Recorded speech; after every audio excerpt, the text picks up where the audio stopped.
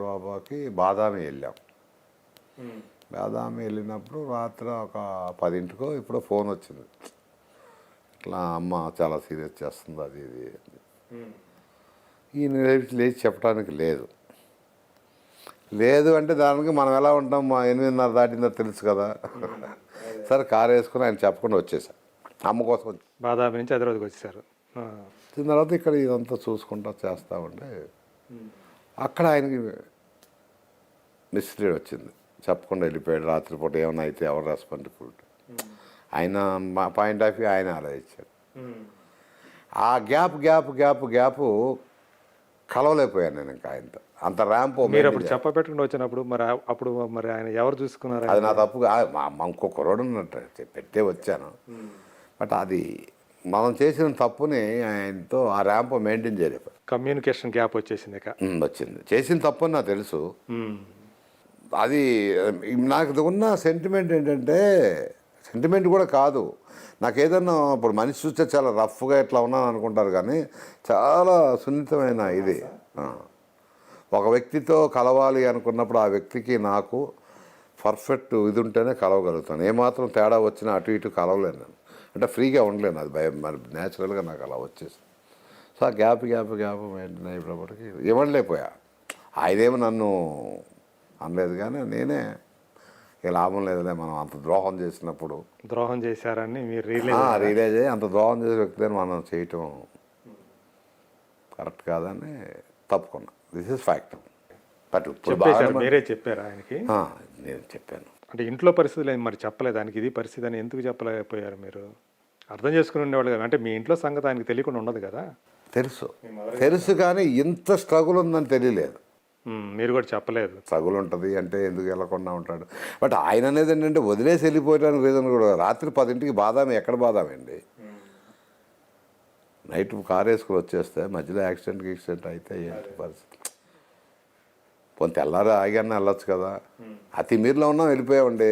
ఇంకా అంతకంటే ఏం చెప్పాలి, రాత్రి వెళ్ళాం అంతే. ఆ తర్వాత కూడా ఎప్పుడు చెప్పలేదా? ఇంకా నేను చెప్పలేదండి. ఆ కమ్యూనికేషన్ గ్యాప్ వచ్చేసింది అన్నాను కదా, ఫేస్ టు ఫేస్ నేను చూడలేకపోయాను అంతే. ఎందుకంటే ఆయన్ని నేను ఏదున్నా ధైర్యంగా ఎదిరించేవాడిని, మీ అందరూ తెలుసు. మా మీద చెప్పేశాను. అక్కడి నుంచి ఇక్కడికి వచ్చినప్పుడు అది చెప్పలేకపోతున్నాను నేను, ఎందుకంటే మనసులో మీరు తప్పు చేశారనే ఫీలింగ్ ఉంది మీకు. సో ఆయన చెప్పలేకపోతున్నాను. అది కంటిన్యూ చేయటం. ఇప్పుడు మళ్ళీ మాట్లాడతారు, చేస్తూ ఉంటారు. మన మదవేం వస్తుంది చేస్తున్నప్పుడు కూడా ఇల్లు అడిగాను, సినిమా చేస్తున్నాను, జాగ్రత్త కొడుకు, బిజినెస్ చూసుకోయాను అన్నీ నా అన్నిటికీ వస్తారు. బాబు వచ్చాడు, చైతన్య బాబు బడమాలికి వచ్చాడు, ఓపెనింగ్ చోటమాలికి వస్తాడు. ఇప్పటికీ అదేం ఉండదండి వాళ్ళకి, అదేం ఉండదు. సో నాగార్జున గారితో కలిసి పనిచేసినప్పుడు మీరు గమనించినటువంటి ఆయన అంటే ఆయన మంచితనం ఏంటి అసలు? అంతా నా వాడు అనుకుంటే ఎంత దూరం వెళ్తాడు, అదే మంచితనం. అది డబ్బు అవ్వచ్చు, ఏదన్నా అవ్వచ్చు, వాడు నా మనిషి అనుకుంటే ఆ మనిషి గురించి ఎంత దూరం వెళ్తాడు. మీరు నాగేశ్వరరావుని చూశారు, నాగార్జున గారిని చూశారు, వాళ్ళ పిల్లలను చూశారు, 3 తరాల హీరోలకి మీరు మేకప్ వేశారు. సో నాగార్జున గారి నుంచి నాగేశ్వరరావు గారి నుంచి నాగార్జున గారికి వచ్చినటువంటి మంచి గుణం ఏదైనా ఉందా? అట్లా నాగేశ్వరరావు గారి దగ్గర ఉన్న గుణం అన్నీ నాగార్జున గారికి వచ్చినాయి అంటే వెంకట గారికి లేవని చెప్పమంటారు. నాకు నేను వెంకట గారి గురించి అసలు ఆ టాపిక్ తీసుకురాలేదుగా. ఇప్పుడు ఎవరి మెంటాలిటీ వాళ్ళే. ఇప్పుడు ఒకళ్ళు డిఫరెన్సెస్ ఏమైనా ఉన్నాయి ఇద్దరికి? ఏముండవండి అసలు, ఫ్యామిలీలో ఏముండవండి. సండే వచ్చిందంటే శుభ్రంగా అందరు ఫ్యామిలీ వెళ్తారు, కూర్చుంటారు, మాట్లాడతారు, వాళ్ళంతా ఫ్యామిలీ భోజనం చేస్తారు, ఆడపిల్లలైనా మగపిల్లలైనా. డిఫరెన్స్ ఏముండవు. అట్లాగే వాళ్ళు కూడా డిఫరెన్స్ చూపించరు. అంటే నేను ఏదంటే ఏఎన్ఆర్ గారిలో ఇది లేదు, ఇది ఈయనలో ఉంది. నాగార్జున గారిలో ఉన్నాయి, అన్నీ ఉన్నాయండి. నాగార్జున గారు అలాగే వచ్చినాయి. ఫాదర్ దగ్గర నుంచి ఏమన్నాయో ఆ కొడుకు కూడా పరుచుకున్నాడు. నాగేశ్వరరావు గారు చూడరు చేయరు అని ఎవరు లేరు. నాగేశ్వరరావు గారు కూడా డ్రైవర్లు కానీ వాళ్ళకి కానీ వీళ్ళకి కానీ బ్రహ్మాండం చూశారు. తెలియదు ఆయనది. అప్పుడంటే ఈ చేత్తో ఇస్తే ఫోటోలు లేవు, పేపర్లో ఏమీ లేవు, ఎవరికి చెప్పినా ఏం లేదు. ఆయన చేయకుండా ఎలా ఉంటారు? కాకపోతే ఏంటంటే స్టూడియోలు అంటే కొంచెం ఆన్లైన్లో అదిలిస్తూ కనపడుతుంటారు కదండి. ఇప్పుడు అదిలిస్తూ అంటే ఏం చేయకపోయి ఏం అదిలిస్తుంది? ఎవడన్నా యజమాని ఎవడే అదిలించకుండా ఉంటాడు. కాదు ఆయన ఏంటంటే చాలా ఎక్కడైనా వస్తువు ఒక జరిగినట్టు కనిపించిన అవునండి, తేడా అప్పుడు వచ్చినవని అంటే తేడా వస్తే అమ్మటే ఆయన అడుగుతాడు. అది తప్పేం కాదు కదా. ఇప్పుడు నాగార్జున గారి దగ్గర కూడా ఏదైనా తేడా వస్తే అట్లాగే అడుగుతాడు ఆయన. ఏదైనా తేడా వస్తే ఎవరైనా అడుగుతారు కదండి. వాళ్ళిద్దరు అన్నదమ్ముల అనుబంధం ఎలా ఎలా ఉండేది? వెంకట్గాను ఇప్పటికీ బాగుంటారు. అదే వాళ్ళు అంటే అసలు ఏమి ఉండదండి, ఫ్యామిలీ చక్కగా ఉంటారు వాళ్ళంతా. యాక్చువల్గా ఆదిత్య కూడా వస్తాడేమో అని అనుకున్నారు, బాగుంటాడు కదా అబ్బాయి. బాగుంటాడు కానీ అతను రేసెస్ అవి ఇవి అలవాటు కదా. ఒకళ్ళకి ఇంట్రెస్ట్ ఉండదు, ఒకళ్ళు ఇంట్రెస్ట్ ఉండదు. మొన్న ఏదో ఇంటర్వ్యూలో చూశాను, చేయమని అడిగినా కూడా చేయను అన్నాడు అంట కదా ఆదిత్య. అవును. సో మీకైతే మనసులో ఉందా నాగార్జున గారి నుంచి ఇలా అలా వచ్చేయటం అనేది? ఉందే కాబట్టి చెప్తున్నాను కదా. ఇప్పుడు మీ దగ్గర నేను పని చేయలేక వెళ్ళిపోయాను అంటే దాని అర్థం అదే కదా. This is my fact, my తప్పదు. పంచాక్షరి మీరు ప్రొడ్యూస్ చేస్తామని అన్నప్పుడు ఆయన మీకు ఏమీ సలహా ఇచ్చారు అప్పుడు? నేను ఒక సినిమా సందర్భంలో ఒక కథ చేసుకొని డైరెక్షన్ చేద్దామని అని కూడా నేను ఆయనతో మాట్లాడా. అప్పుడే డైరెక్టర్ అవుదాం అనుకున్నా. మన టైంలో చెప్పా ఆయనకి. చెప్పినప్పుడు తెక్కి పిలిచి, నీకున్న మెంటాలిటీకి డైరెక్టర్గా పనికిరావు, చేయకపోతే వాళ్ళు తిడతావు, వాళ్ళు వెళ్ళిపోతారు, అవన్నీ జరిగే పనులు కాదు. సెట్లో పని అంతా చేస్తాను కదా, A to Z తెలుసు కదా నీకు, కింద ఫ్లోర్ దగ్గర నుంచి పై దాకా. ప్రొడ్యూసర్గా సెటిల్ అయితే ఆ బడ్జెట్ని కంట్రోల్ చేసి నువ్వు బాగా ప్రొడ్యూసర్గా సక్సెస్ అవుతావు. డైరెక్టర్ కాకంటే ప్రొడ్యూసర్ అవ్వమని చెప్పారనమాట ఆయన. సో అలా చేసిన తర్వాత ఇక ప్రొడ్యూసర్గా అక్కడి నుంచి వేట మొదలుపెట్టి అనుష్కని అడగటం, ఆయన దగ్గరికి వెళ్ళటం, బ్రహ్మాండంగా చేయడానికి. అప్పుడు అరుంధతి అయిన రిలీజ్ అవ్వాలి అనుష్క గారి దగ్గరికి వెళ్ళినప్పుడు 2 years నేను అడ్వాన్స్ ఇచ్చి అన్ని చేసిన తర్వాత నా అదృష్టానికి ఆ అమ్మాయి సినిమాలన్నీ హిట్ అయినాయి. నా అదృష్టం అరుంధతి రావడం వల్ల పంచాక్షరి కూడా మేలు జరిగింది. 100% జరిగింది. అదే సముద్ర డైరెక్ట్ బయట. అంతేగాని అంటే మీకు అది ఆ సినిమా అనేది ఆర్థిక పరంగా లాభమైన? ఎక్సలెంట్ లాభం ఆ రోజుల్లో. ఆ రోజుల్లో ఏంటంటే ఓన్లీ శాటిలైటే కదా. ఈ లేవుగా ఓటీటీలు ఇవన్నీ లేవు, థియేటరు ప్లస్ శాటిలైట్. కన్నడ, మలయా ఒక లాంగ్వేజ్ కాదండి, దేశంలో ఉన్న లాంగ్వేజ్లు అన్నీ అమ్మా. 2 లక్షలకి, 3 లక్షలకి, 5 లక్షలకి, 10 లక్షలకి, అన్ని లాంగ్వేజ్కి అమ్మా. ఎవరో ఒకళ్ళు వచ్చేవాడు, సార్ ఒక 2 లక్షలు ఇస్తాను సినిమా ఇవ్వండి సార్, ఒరిస్సా 1 లక్ష రూపాయలు. అదే ఇప్పుడు ఈ కాలంలో ఉన్నట్టయితే ఓటీటీ కాలంలో రిలీజ్ అయినట్టయితే ఇంకా మంచి లాభం. ఈ కాలంలో ఉంటే అసలు వేరే ఉంటుంది కదండి.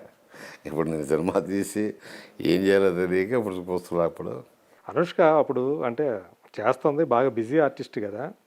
మీకు కాల్ షీట్లు ఇవ్వటానికి ఫస్ట్ కొత్త ప్రొడ్యూసర్ మీరు, అప్పటికే పరిచయం అనుకుంటా కదా మీకు బాగానే? అయ్యో ఎందుకు పని చేయాలి, 2-3 సినిమాలు పని చేయాలా. సూపర్కి చేశారు కదా. అవును, తర్వాత మాతో చేసింది కదా. అనుష్క గురించి ఏం చెప్తారు? ఎవరు చెప్పినా బాగా పాజిటివ్గానే చెప్తారు. మీరేమంటారు? అదే ఇంకేం చేద్దాం, ఎవరు పాజిటివ్, అమ్మాయికి బ్యాడ్గా చెప్పడానికి ఏం లేదు అసలు సమస్య. నిర్మాతల హీరోయిన్, 100% దర్శకుల హీరోయిన్ ఇబ్బంది పెట్టదు.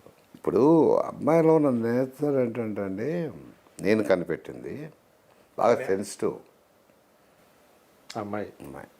ఎవరన్నా వచ్చి నాకు ఇలా లేదమ్మా అంటే డిఫరెంట్గా ఆ ప్రాబ్లం నాది అన్నట్టుగా బాధపడతాను. తనకే వచ్చినట్టు ఓన్గా తీసుకుంటాను. మనిషికే కాదు, వచ్చేది కుక్క పిల్లకి వచ్చినా ఏం తల్లాడిపోద్ది. అదొక డిఫరెంట్ ఇదండి అమ్మాయిది. అంటే అంత బై నేచర్ ఆమెకి దయాగుణం. అది ఎలా వచ్చిందో దయాగుణం అంటారా, నాతో ఏంటో తెలియదు. మొహమాటం కూడా కాదు, మళ్ళీ మొహమాటంతో ఒప్పుకున్నాను కూడా బై హార్ట్తో ఒప్పుకుంటుంది అమ్మాయి. ఆ అమ్మాయి జెన్యూన్గా ఒప్పుకుంటుంది ఏదైనా. అన్నీ మంచి అని అమ్మాయి ఎక్కడ ఇబ్బంది, ఏ విషయంలోనే ఇబ్బంది పెట్టదు. సమస్యలు నాకే కాదు, ఏ ప్రొడ్యూసర్ని ఇబ్బంది పెట్టదు అమ్మ. నాకు తెలిసి ఎన్లా డబ్బులు ఇవ్వకపోయినా కానీ పెద్దగా అంటే డబ్బులు ఇవ్వకపోయినా అంటే నాకు తెలియదు, ఇచ్చేవాళ్ళు ఉన్నారా ఎవరు ఉన్నారా, అమ్మాయి ఏమంటుంది. మీరు మొత్తం ఇచ్చేసారా? నేను ఇచ్చేసానండి. అంటే నేను మాట్లాడుకుంది ఒక రేటు, ఆ టైంలో సినిమా బాగా ప్రాఫిట్ రావడం వల్ల ఇంకొక రేటు కూడా ఇచ్చాను అమ్మాయి. అవునా? 100%. సో మాట్లాడడానికి ఇచ్చాను. తీసుకుందా వద్దండి అసలు నేను ఇచ్చిందే ఎంత తక్కువ ఇచ్చానండి 5% 10% ఇచ్చా సినిమా వరకు మళ్ళీ అడగలాను మ్మ్. సినిమా అంతా అయిపోయి నాకు లాభం వచ్చినప్పుడు అప్పుడు ఆయన తీసుకెళ్ళొస్తే ఎందుకు బొమ్మి చేస్తావు బొమ్మి అంటది నన్ను ఎందుకు బొమ్మి అంటే లేదు లేదు లాభం రాకపోతే ఇవ్వలేదంటే అర్థం ఉంటుంది కానీ లాభం వచ్చి కూడా ఆ అమ్మాయి వల్ల మనం లాభం పొంది